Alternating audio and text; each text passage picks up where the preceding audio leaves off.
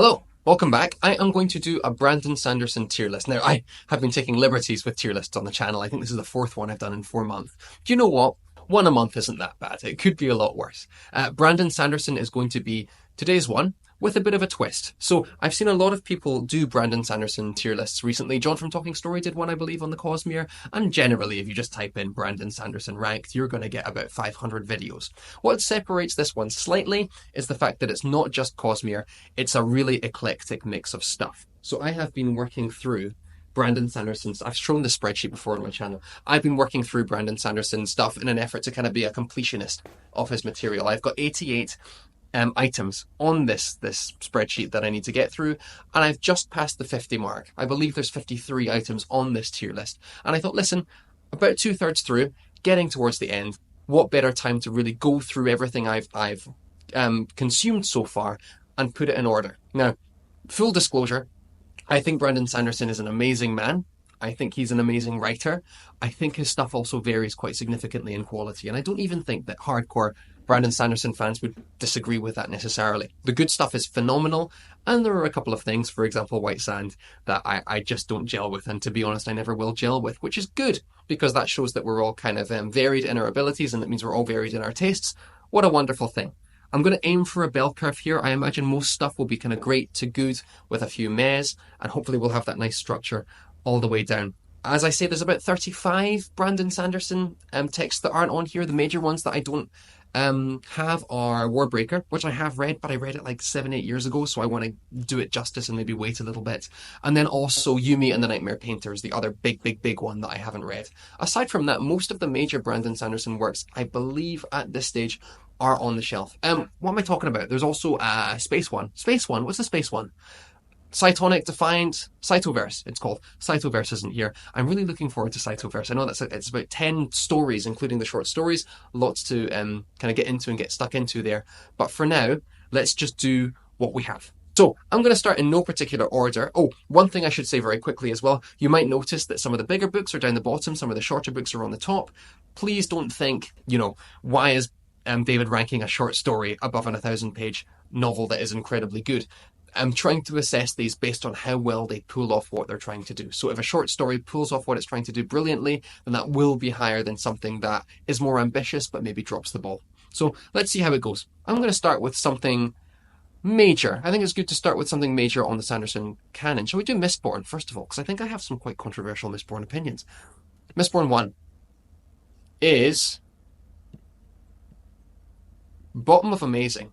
I really enjoy Mistborn. I know Sanderson himself has said there's some flaws with it. I believe he's kind of said in retrospect, maybe a bit strange to have this young woman basically adopted by an all-male gang, and maybe some connotations there. I think this novel is fantastic. It sets out the magic system. It is, of course, a very engineery, constructed magic system that Brandon Sanderson is really known for.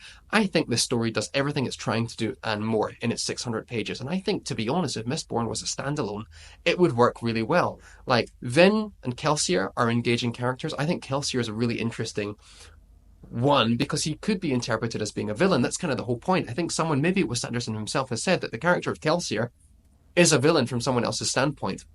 Lots to explore, lots to unpack. I can't believe it was like a second novel or second published novel because it's one of the ones that I believe are the most successful. The setting of Luthadel, phenomenal. The premise and the setup, flawless. The execution, really strong. You do not know exactly how it's going to end. I think Mistborn captures the vibe and the atmosphere it's trying to bring about phenomenally. And I think it's one of his best novels, actually. Really good one to begin with. Before we move on to one that I have kind of the opposite opinion of, which is The Well of Ascension. Meh or bleh? Bleh. Fight me. Right, okay. Is that too... My disappointment with book 2 was high. In retrospect, it's probably meh. It's... I got 400 pages into this book, and I began to think, where is the story? When is the story coming? And it took me about halfway through the novel to realise, no, this is the story. And what the story is, at least for me, is just not very enjoyable. I think Sanderson's strengths are not this kind of insular scheming, plot, machination, whatever you'd kind of call it, that he tries to do here. I think the story becomes a bit too pensive, a bit too navel-gazing. All the characters are going through crises that they've kind of already resolved, some of them. I think the love dynamic, the love triangle, whatever you want to call it here, is pretty flawed, to put it mildly. And I think it's, in general, a huge step down from Mistborn Book 1. And it's one of the reasons that I don't really recommend Mistborn to people, although I will recommend Sanderson to people endlessly, especially to fantasy readers who are looking for something very enjoyable primarily. Well of Ascension just doesn't cut it. And it's going to be at the bottom of Meh, I suspect. I might move it down to Bleh. And I've heard people having varying opinions on this. I know some people love it to pieces. Some people view it, like me, as a bit of a dud. Interested in knowing your thoughts. But let's finish up the third Mistborn book. Where is it? Hero of Ages.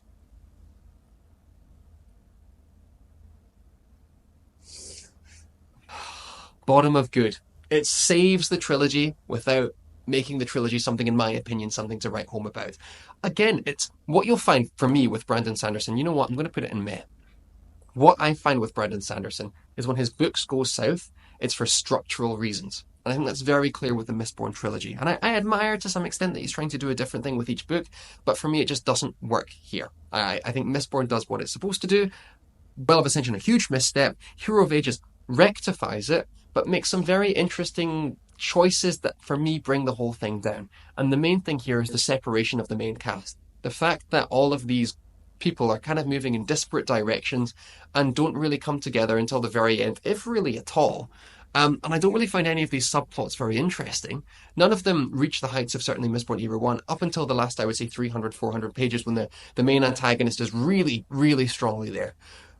And even then, I don't think it's enough to save it. I think you can probably make a parallel, actually, between Hero of Ages and Wind and Truth. I don't know if this is going to get me in a lot of trouble with people, but it's my honest opinion. I think the Mistborn original trilogy fails in what it's set out to do, which is really disappointing because Book 1 is so spectacular. I really love Book 1.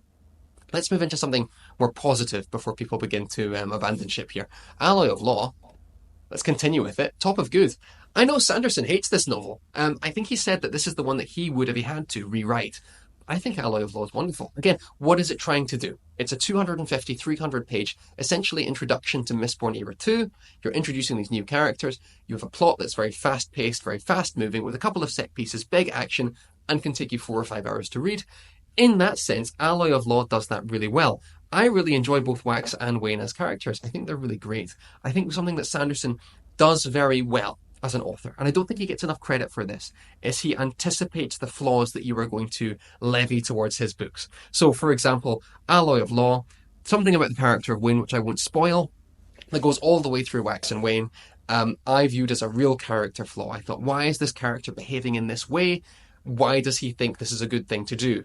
And Sanderson lets you sit with that criticism for about 1,000 pages before he begins to actually pull out the rug from under you and articulate that he was aware of this and here's how he's addressing it. And I think it's actually very clever and very sophisticated, and people don't really raise this about Sanderson's work as much as they should. I don't know what you'd call it, the plot rug pull or the thematic rug pull. And he does the same thing in Cosmere a couple of times as well. I really like Alloy of Law. It's not his best. I am not trying to say that Alloy of Law is up there among the greats, but again, it does what it's trying to do perfectly, and for that I will commend it endlessly. And then we're going to get on to Shadows of Self. Oh, I already think this is a really controversial tier list, which is wonderful. Again, it does everything it sets out to do. It's not trying to be as ambitious as Mistborn Era 1. It's a much more contained story about these couple of characters and the situation that they find themselves in, based in one city, and it does everything spectacularly. The humour is good, the heists are wonderful, the story, without giving anything away, takes some really interesting novel turns. I think often what Mistborn does, and it does this in later books too, is it tries to go off the map and take these characters to really far-flung places to varying degrees of success. Shadows of Self doesn't do that. It sticks in Luthadel, and it gives you that more contemplative. It's really interesting, actually, now that I'm speaking about it, because there's a parallel there with Well of Ascension, which I believe tried to do the same thing and didn't do it very well. For some reason, Shadows of Self does do it really well. This one-setting book that kind of is a bit more introspective and digs into the characters. For some reason, Shadows of Self does it for me. Well of Ascension doesn't. Well of Ascension comes off as a bit bloated. Shadows of Self doesn't. It comes across as this really tight, punchy novel that boosts some characters up even further, introduces you to new characters, and expands this world that we've now known for 5 books and is going in a really interesting direction. So yeah, I love Shadows of Self. Bands of Morning, great, really good. I enjoyed it. I didn't quite enjoy it as much as Shadows of Self or Mistborn Book 1. I think what I just said, it goes off the map and it tries to take you to this far-flung part of the world, really open the world up. But we don't spend as much time in each of these parts of the world as I would like. It feels a bit of a whistle-stop tour, especially in the city that I'm blanking on the name of. They spend about 50, 60 pages in a new setting, and it's a really interesting, engaging setting, and then you move on from it and you never see it again. And I think that's a bit of a misstep. I think there was more to do there, but in general, Bands of Morning is a really phenomenal novel. I'm one of these people, I don't know if we're heretics, who think that Mistborn Era 2 does so much better than Mistborn Era 1. And in some ways, I would recommend people Mistborn Era 2 if I could without reading Era 1, because I think it's a much more entertaining series with a lot more to offer. Let's finish off that then. Where is it? Where are we? It's probably hiding behind me on the camera. Let's move some stuff so we can get to the Lost Metal. So let's just tick off a couple of things that I think are pretty easy to talk about. Let's do Lyre of Partenel. This is an unpublished novel that Brandon Sanderson just released on his website. Good. What I mean by that is it's an experiment, right? Brandon Sanderson is trying to write grimdark in this novel. I think it's about 100, 150 pages that were released. And he basically just gave you his failed attempt. So he's aware that he doesn't think this novel is any good. It's a really interesting thing to look at. What if Brandon Sanderson wrote grimdark? How would that go? Well, we have our answer here. The answer is, actually, I don't think as poorly as Sanderson thinks. Obviously, it's a bit edgy in places, but it's interesting seeing this weird cocktail of Brandon Sanderson's really hard magic system tied together in a story where people are getting decapitated and things like that. There's a really a lot of stuff here. I know I don't have Warbreaker here, but it's very clear that this novel inspires Warbreaker. There's a lot of similar concepts going on. I think there's a similar novel called Ether of Night, which I haven't read, which I think does a very similar thing as well. Lyre of Partenel, if you can find it, especially if you're a Sanderson aficionado, is worth looking up. It's really not that bad. Centrifugal, on the other hand, bleh, bottom of bleh. It's rubbish. I think he wrote it as a teenager. He posted it online for everyone to see. I would call this novel, at least from my perspective, borderline incomprehensible. I really struggled to work out what was actually just going on, full stop, in this book, or this novel. It's about 15 pages, which again is why I'm saying, listen, this is a really eclectic list. It's not very good. There's nothing really good to say about it. He wrote it as a teenager. It would be mean to poke holes in it. I think it's best that we all just move on, which we're going to do right now. Perfect State.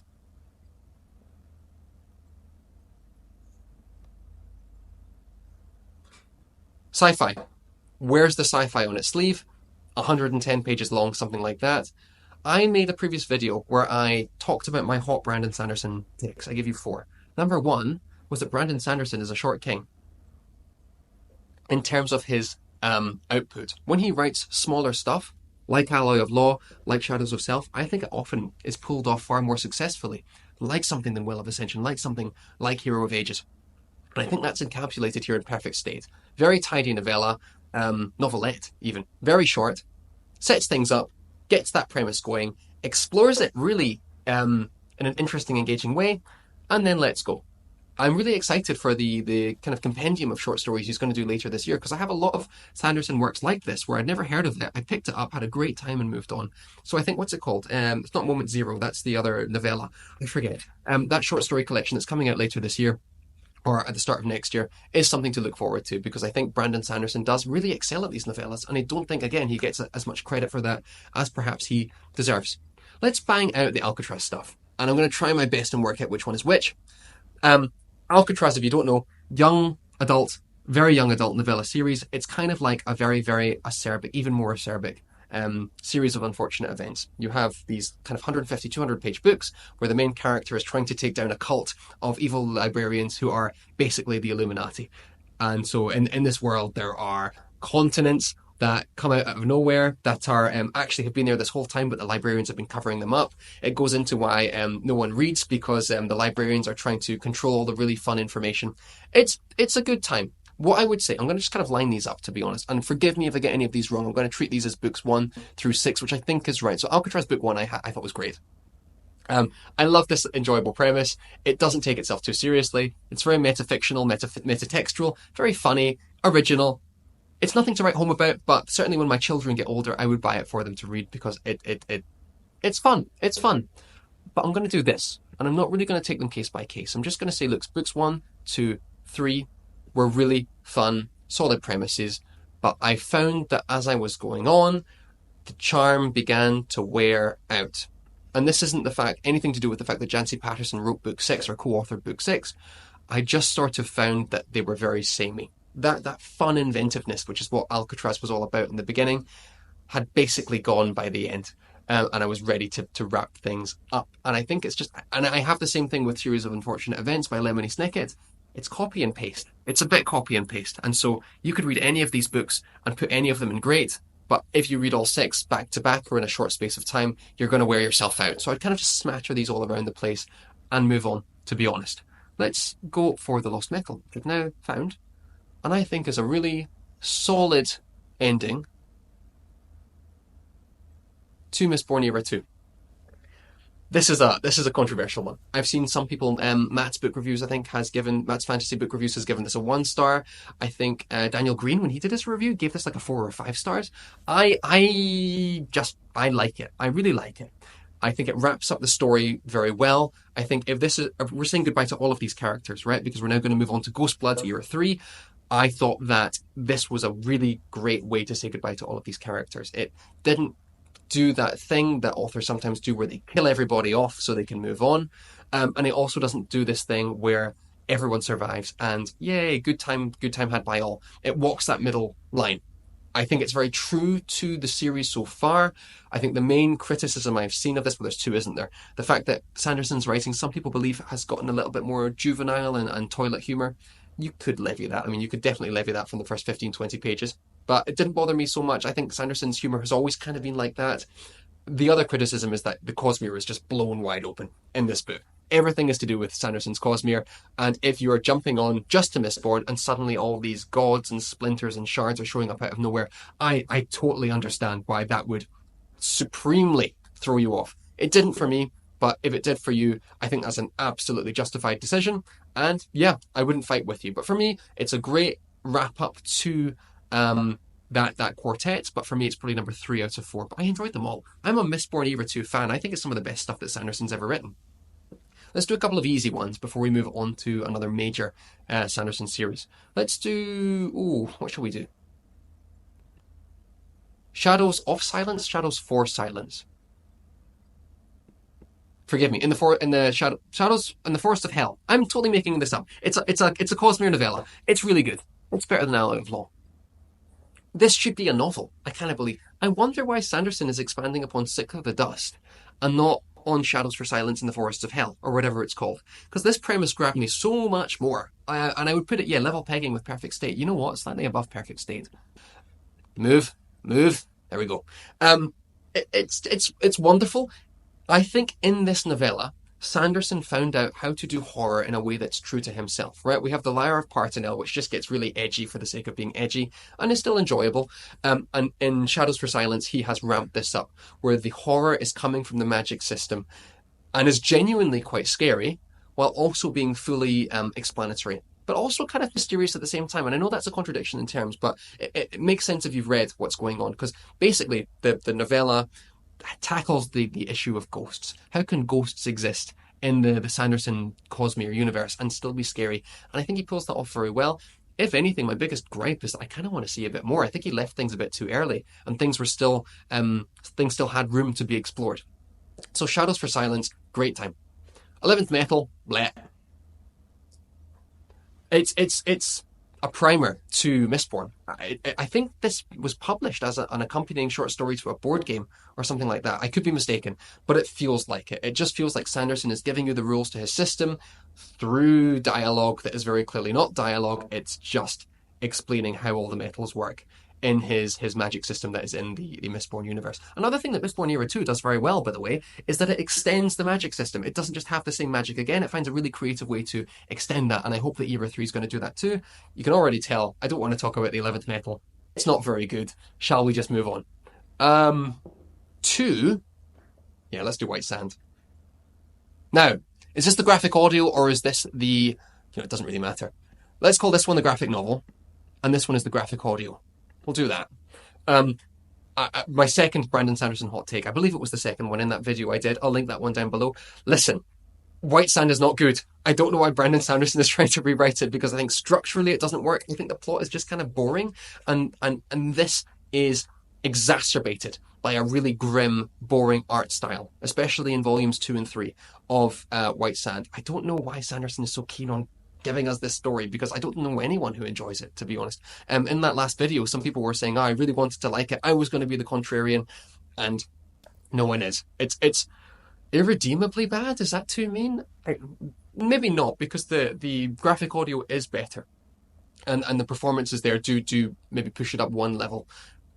I'll put it above Centrifugal, but it's still nowhere near the top. Do you know what I mean? It's for me, it was the biggest disappointment of the Cosmere. If I wasn't doing this completionist run that I am doing of Brandon Sanderson, I would have DNF'd it. It's and I don't DNF stuff very easily. Not very good. Let's just move on. Onwards and upwards to the hot dog. Are you all curious about the hot dog? So, before I put it anywhere, this is like a 4-page short story. I didn't know what this was whatsoever. I just Googled, the Brandon Sanderson complete list.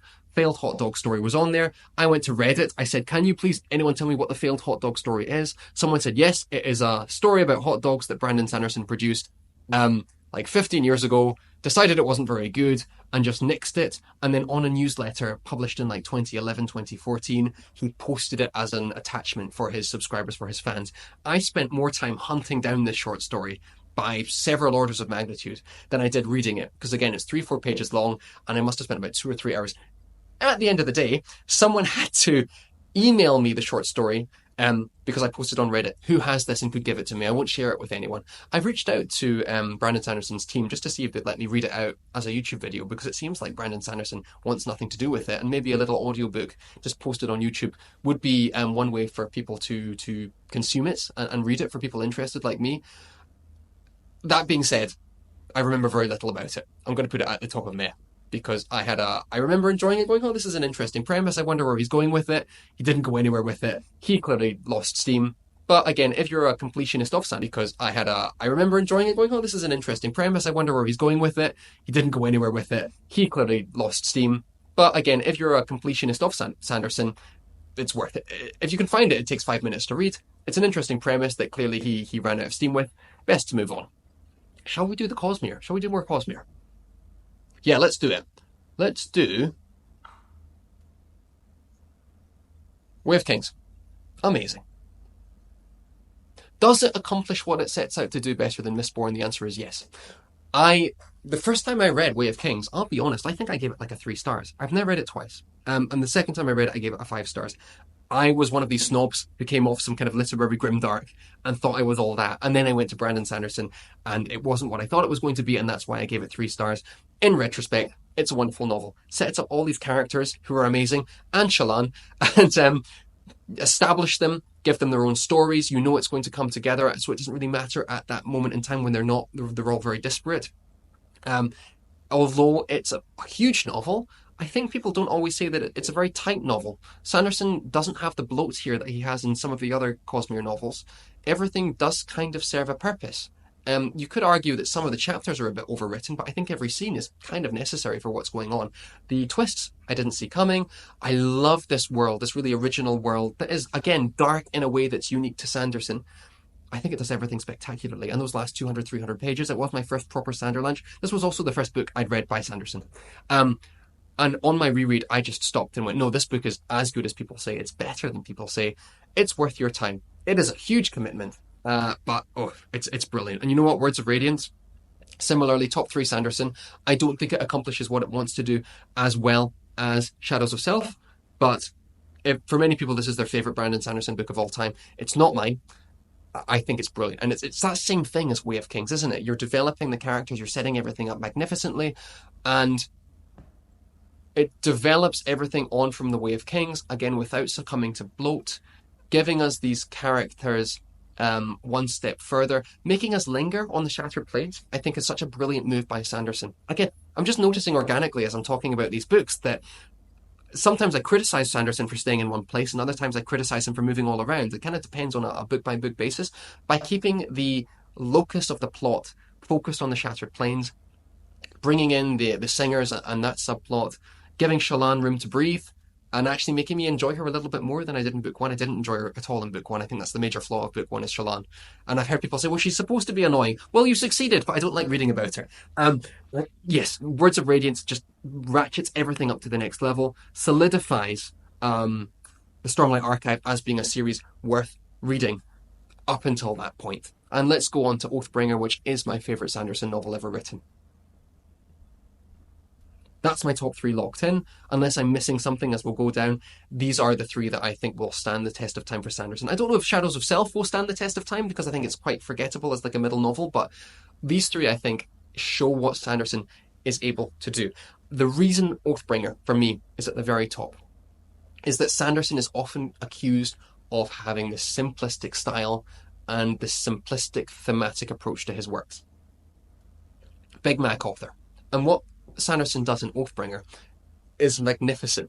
And I've got a big smile on my face because it makes me so happy to talk about this book, because Oathbringer shows everyone that Sanderson is capable of doing these things. He is capable of writing some really lovely passages, which he does here. He is capable of giving really genuinely conflicted characters who you want to spend time with despite their flaws.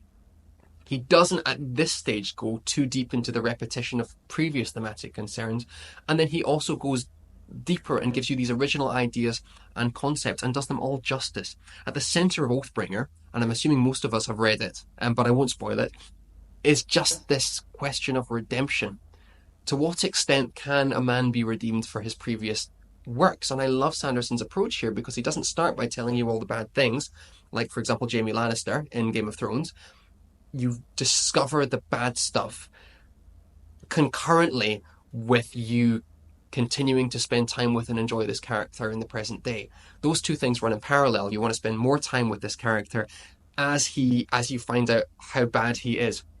And I think the novel is actually, on reflection, a lot more clever with the question of redemption, because when the character approaches his redemptive moment at the end of the novel without telling you which way he goes, you're still allowed that interpretative grace. This idea of, okay, maybe the novel is trying to redeem him, but do you agree with that? Are we allowed to forgive people when they have hurt so many? And Oathbringer is magnificent. It's his best novel by far, and I think it's going to continue to be his best novel. I don't really see anything coming past it. Could be wrong. I hope I'm wrong. But yeah, if Oathbringer is the best novel that Sanderson ever writes, what a great novel. Brilliant. Okay. We're going to move on we're going to get through some quicker ones, to be honest. Let's do Steelheart, which I think is really good.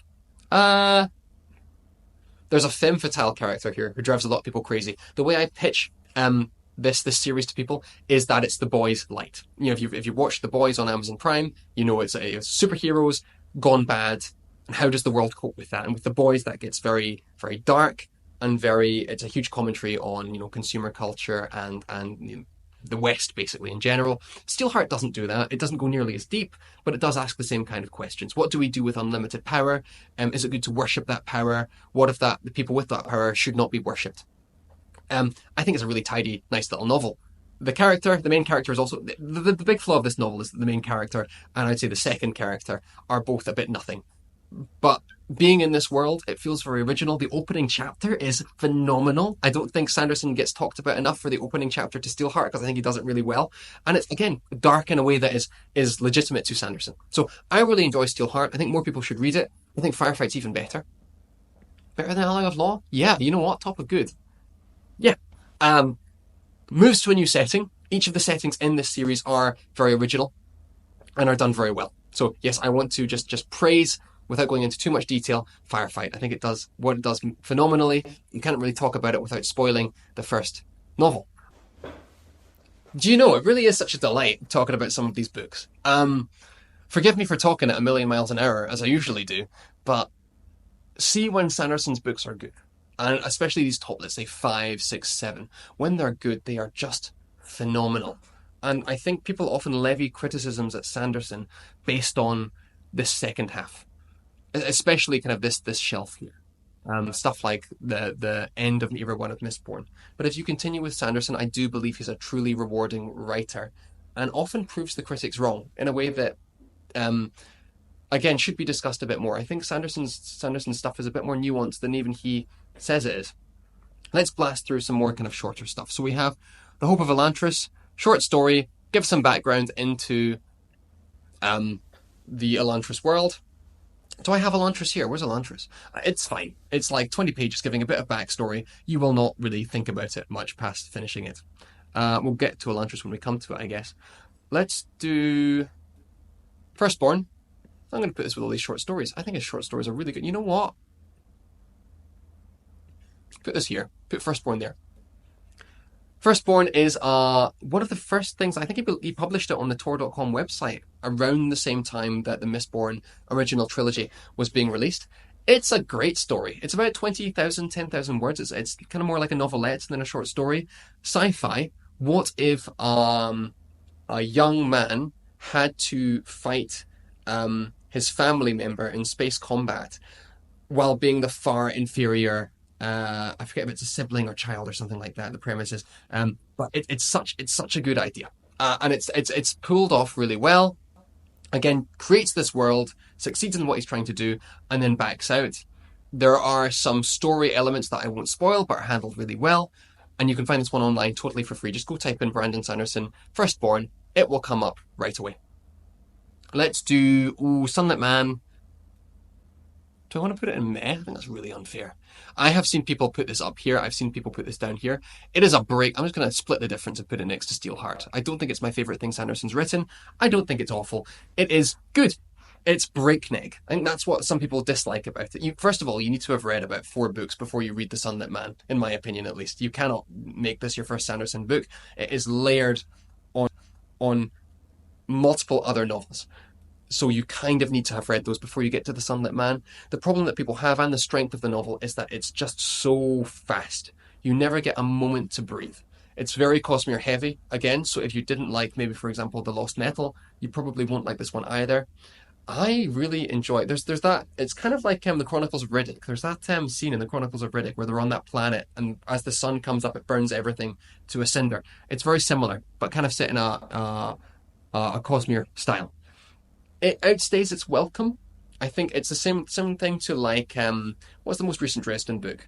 Battleground. It's very similar. Because it's so much action all of the time, you do begin to flag. And by the time it ends, even though it's the audiobook, and I did it by audiobook, was about 11 hours long, you're beginning to feel those 11 hours by the end. So it's surprisingly short, but I don't think it's one of Sanderson's kind of short king works that I've talked about previously. I think it's fine. I think it's good. I'm not clamoring for a reread anytime soon. Let's do some other short stories. Allomancer Jack. Do you know what? It's meh. But it's also a very fond meh. It's not a bad meh. Because Allomancer Jack is a fictional story created inside Mistborn Era 2. Do you know what? I'm going to put it on good. I feel like I'm overdoing good, but it is good. In Fallout 3, if you turn on the radio in the video game Fallout 3, you have the 2 characters, Argyle and... I forget his other name. And in Fallout 3, you can listen to their story on the radio. And it's these 2 kind of somewhat incompetent people who think they're very good, who are wandering the wasteland and solving mysteries and actually kind of bumbling into a bunch of accidents. And this is very similar.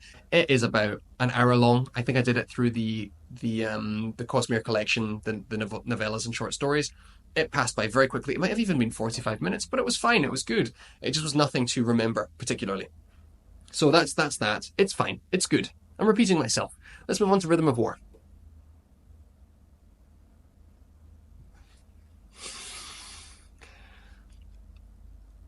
Good.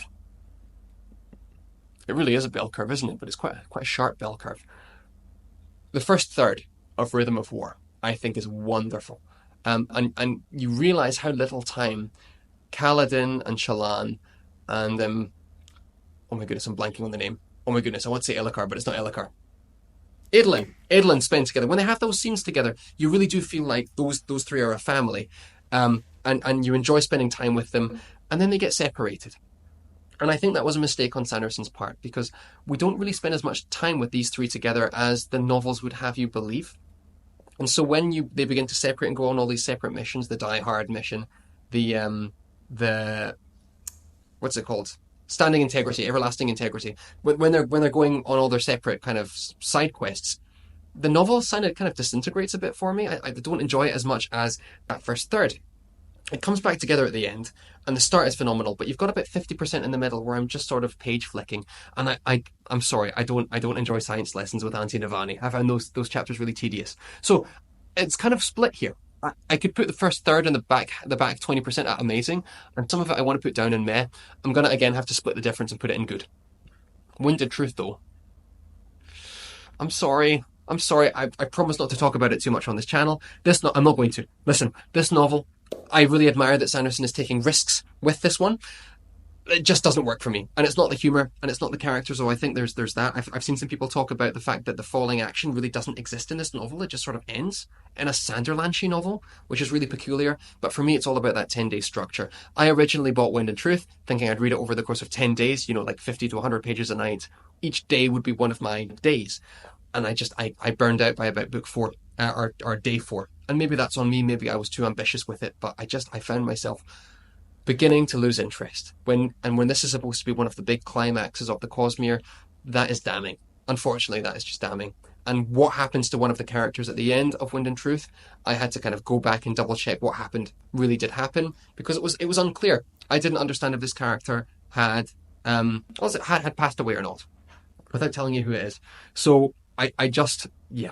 I'm really hoping that the era two of the Stormlight Archive will pick things up. I still have faith in Sanderson. I think he's had a couple of choppy novels.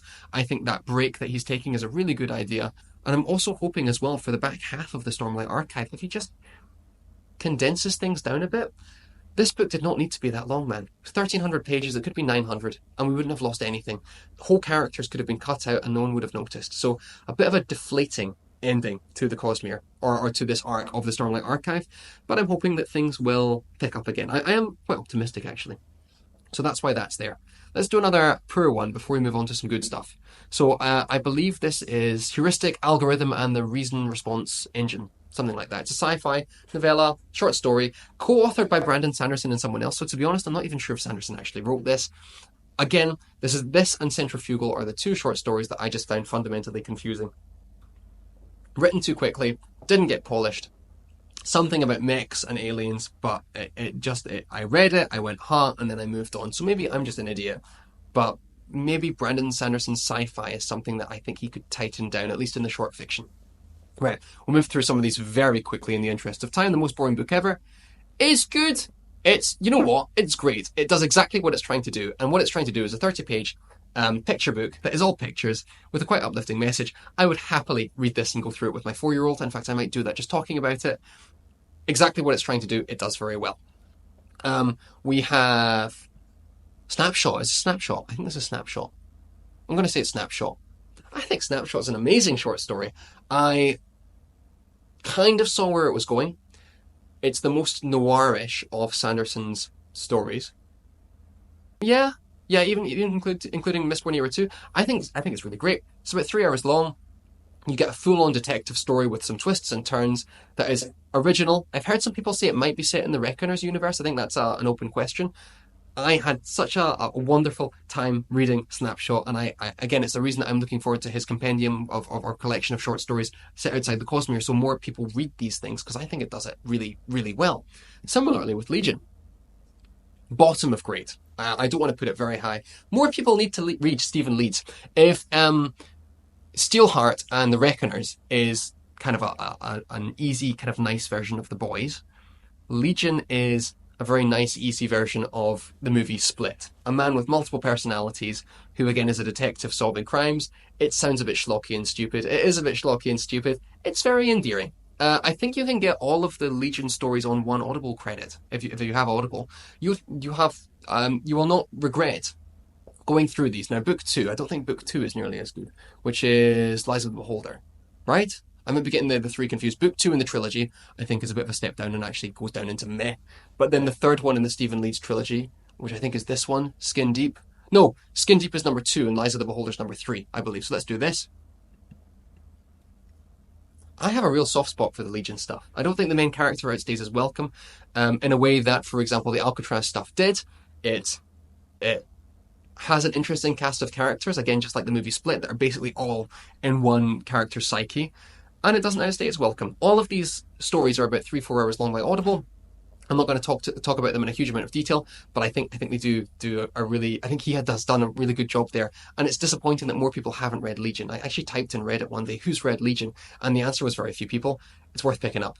Sixth of the Dusk shouldn't rush too much. Good, it's fine.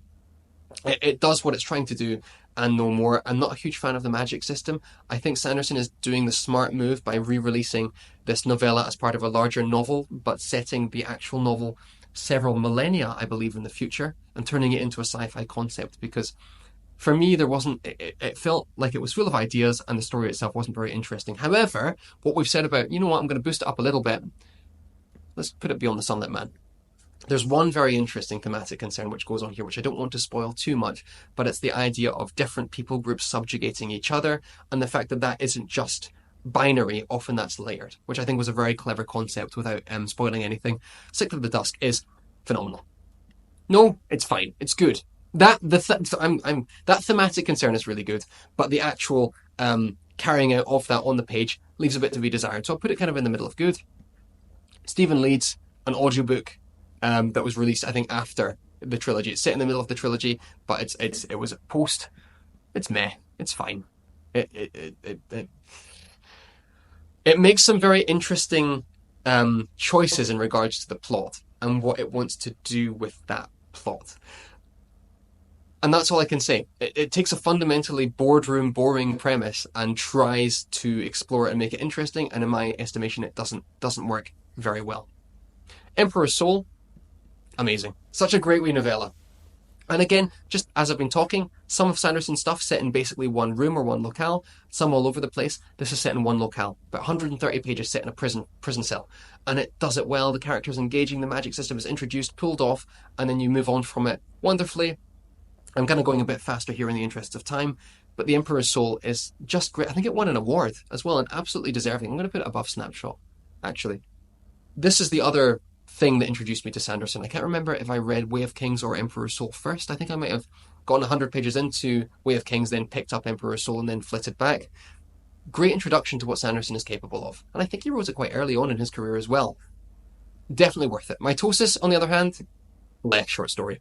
There was no point in writing this. It's set in between all the Reckoner stuff. And it almost feels like you're trying to establish the mechanics of the magic system, despite the fact that we've already had a whole novel explaining the magic system. I don't really know who it's intended for, and yeah, it's fine. Moving on. Calamity is a good ending. I don't think it's a disaster. Some people say it jumps the shark. I think with the premise that you have for the Reckoners, you are always going to have to jump the shark if you're going to explain how all these people got their superpowers. And I think the continuation of book 3 from book 2 is carried off exquisitely well. So I can't talk about Calamity because everything that happens in Calamity is a direct response to what happens in Firefight. So I'll just say that it wraps up the conclusion nicely while also maybe having a slight sense of diminishing returns towards the end. It's not as bad as Mitosis. This is a picture that is supposed to represent another short story which Sanderson wrote called The Traveller.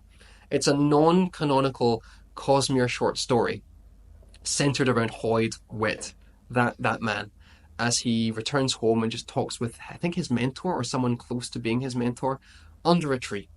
Again, it's 6 pages long. When I was looking to scratch something off my Sanderson list one day, I chose that. It's got some really good dialogue, man. I've been talking about some of these short stories that just seem like dialogue as a means of exposition for something that we already know.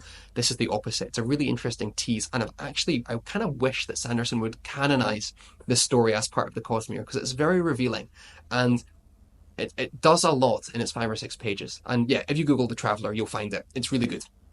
We're now left with a smattering of stuff that I'm going to whiz through. The only major novel I think that's left, no, I've got Elantris too. Tress is good. It's not that I don't care for Tress, I just think it's slightly overhyped. I'm not a huge fan of that Princess Bride kind of style. I think this novel is a bit too sweet and saccharine. I think the humour doesn't always land here. People always criticise Wind and Truth and The Lost Metal for the humour kind of being down a notch. I think that the sense of whimsy that Sanderson is trying to capture here isn't as strong, but I do enjoy the seafaring adventure that we get here, and the fact that the ocean is connected to the plot. One thing that Sanderson always does well, you can attack him for having his magic systems explained very well, and I think I've done that previously on the channel. The magic system is always braided into the story. That's very true here. The last 20, 30 pages let the side down for me again, which is why it's at the bottom of good. I'm not a huge fan of this novel compared to other people, but I think it's good. It's fine. It's serviceable and deserves to be published. Shall we put it that way? Um, that's both of the secret projects I've just realised that I haven't ranked very high. And I know that these are the two that people write home about. Tell me about Yumi in the comments, and tell me about Frugal Wizard if they're worth reading. Let's go through Dark One. I think Dark One, the graphic novel, is pretty good. I think Dark One Forgotten, I don't know if this is a bit strange, is great. Dark One, what if the Dark Lord, what if you were the prophesied Dark Lord? How do you handle that psychologically? Interesting premise that's carried off quite well. This does suffer in the sense that it was supposed to be a trilogy and then kind of got axed after that first entry, so it does end on a cliffhanger that Dark One Forgotten doesn't really pick up at all. Dark One Forgotten is just set in the same universe, and it's a podcast. It's a graphic audio where the characters are speaking about the day's events as a podcast form. I think it's a really interesting experiment. I know it's co-written by, I think, Dan Wells. I had a great time. Yeah, I would recommend Dark One Forgotten before I'd recommend Dark One, actually. And you don't need to have read Dark One to read Dark One Forgotten. If you hadn't told me that they were set in the same universe, I probably wouldn't have made that connection. Getting to the end here, let's save Elantris for the end. Let's save a big one for the end. Mistborn Prime is what this is supposed to be. This is an alternate chapter from an earlier draft of Mistborn. I believe Vin is a boy in this. I might be mixing two up. There's two chapters that Sanderson has released that he did not make it into the final novel because they were structurally and from a character standpoint so different. But yeah, it's interesting. If you liked Mistborn Book 1, you will have a good time with this. If you're not a fan of Mistborn, there's no reason to touch this whatsoever. I enjoyed it. I really liked seeing Vin as a boy. I thought that was a really interesting concept. I actually wonder if it would have worked a bit better. I think Sanderson's right, maybe, in terms of the genders of all these characters in the original Mistborn trilogy are a bit wonky, and maybe there was a better way to address that. Maybe. I'm up for discussion on that. I'm not too sure. I Hate Dragons. Fun little short story that's entirely dialogue based. It was more like an exercise in writing for Sanderson, where this whole short story, which I believe is about 10-15 pages long, is just dialogue. Someone's encouraging someone else to go and fight a dragon. They don't want to do it. It's fun. It could probably go in good, but there's not really enough meat on the bones there. Yeah, moving on. No, you know what? Good. Long Chills and Casto? Meh. Sanderson released this as a curiosity, I believe, inside the year of Sanderson, and he prefaced it by saying, I don't think this is very good. And I would kind of agree. I kind of think it should be stretched into a 300, 400 page novel. It feels like as you're actually getting to grips with what's going on, it's all taken away from you. So of all of the novelettes that I've reviewed from Sanderson today, this might be the weakest one. I think some of them, like Snapshot, The Emperor's Soul, Shadows of Silence, For Silence, really good. I will learn the title of that novelette one day. But I think Long Chills and Casto is the one that lets the side down the most. I have gone on for almost 50 minutes. I need to stop. Dreamer accomplishes what it sets out to do in the space of 20 pages. Good reveal at the end. Can't tell you anything. Basically, the premise is, what if you have a criminal investigations team who function by jumping into the bodies and adopting the bodies of people, and then using the bodies of people to accomplish what they need to accomplish to stop crime. It's very short. It's fun. It's really good, and you could read it in about half an hour. The original, I don't think Brandon Sanderson even wrote this, to be honest. I'm going to put it in good. It's a 3-hour graphic audio, co-written, forgive me, I forget who wrote it. Brandon Sanderson and someone else co-wrote it. And the premise is, what if you were the clone of someone that you had to track down the clone? You had to track down your original, and that's the whole point. What if you have to go and hunt down the actual version of yourself who've done something else? And I believe they say in the setup that if you can capture or kill your clone, you can take their place. Good. I think the world building was a little bit stuffy. I didn't really enjoy the world building. It felt very clinically stereotypical. But the premise is good, and the ending, you can kind of see where it's going, but it did it well enough. And that just leaves us, guys, with Elantris. Forgive me for yapping on for 50 minutes. I was thinking this would be about 25. That's how it is on this channel. The first time I read Elantris, I rated it 5 stars. I loved that concept of the idea of pain being permanent. Every time you get a paper cut, it stays. That pain stays. When you get a headache, the headache is there forever. And imagine you had a group of people that were put in isolation and had to deal with that. And I fell in love with that premise. And for that reason, when I first read Elantris, and I read it on holiday, I was traveling through Mongolia reading Elantris, so I think that made it all the more special. 5 stars. I reread it this year, and I reread it graphic audio, and I've never experienced a novel, what a bum note to go out on, that I believe I've had such a reversal of opinion on. And that's because I think that while the premise is good, the execution is extremely boring. We spend too much time meeting these characters who aren't doing anything.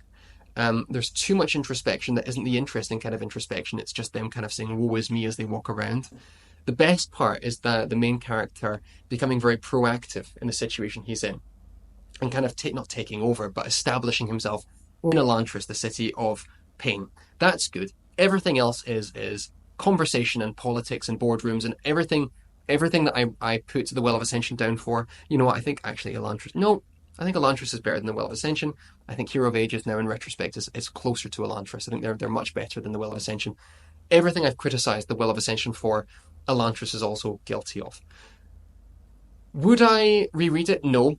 Am I looking forward to the sequel? Yes. I think it almost feels like with Elantris, we've done our homework 20 years ago, and now when Sanderson does continue this trilogy, we're in for a really good ride. So I'm quite happy with how this tier list looks in general.